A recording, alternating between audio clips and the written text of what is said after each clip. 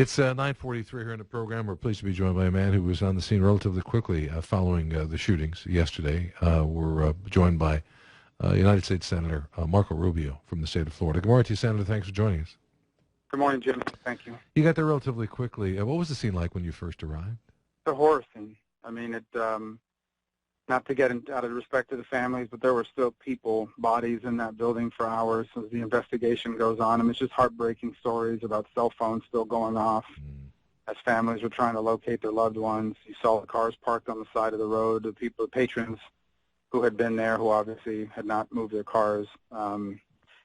It's just really shocking, and but also inspirational in the way that communities responded. I mean, as I drove in, you could see the lines in the blood banks. You can see the community showing up, donating food and water for the first responders. It was a massive law enforcement response, and it required all kinds of, things to be in place to support them, and the community did. So, but a very sad day, obviously, and also a wake-up call about that the war on terror is ongoing, and unfortunately, it visited Orlando Saturday morning or Sunday morning. It sure did. It's Senator, one of the things that I think frustrates Americans is there wasn't even 24 hours allowed for all of us to try to comprehend what had occurred. A terrorist attack on our soil, the second worst one since 9/11, and already there were the politicians pointing fingers about gun control, or we're not tough enough on ISIS, or something or another.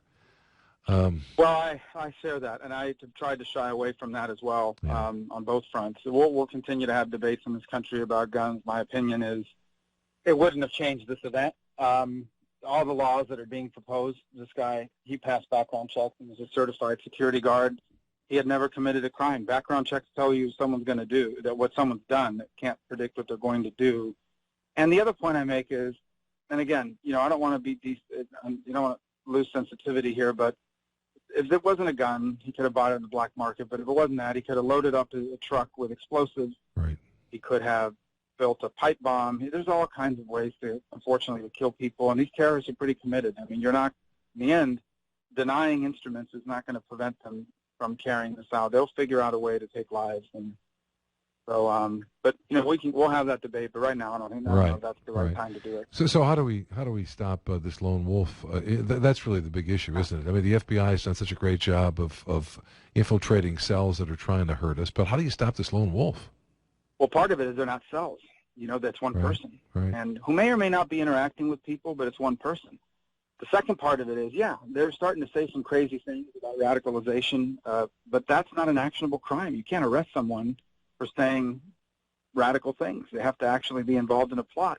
The FBI has disrupted numerous plots, but Jimmy, there are hundreds of people in this country who fit a similar profile that we're aware of, that the FBI has looked into and talked to, and so it's a very difficult thing, and I think it tracks back to the ideology itself. We have got to, as part of our efforts to defeat this ideology, we've got to impede their ability to go online and be able to spew this sort of thing, because it's not just the ideology, it's not just the radicalization piece. They are actually putting out suggestions and instructions on how to carry out these sorts of attacks, these sort of low-tech attacks. ISIS in their online publications puts out suggestions about the kinds of targets to choose, ideas about how to conduct these attacks. I've seen everything from drive your car through a crowd to, build a bomb out of a pressure cooker. I mean, we've got to figure that out. And then ultimately, we've also got to take away their ability in Syria and Iraq and other places in the world to organize and put this propaganda together.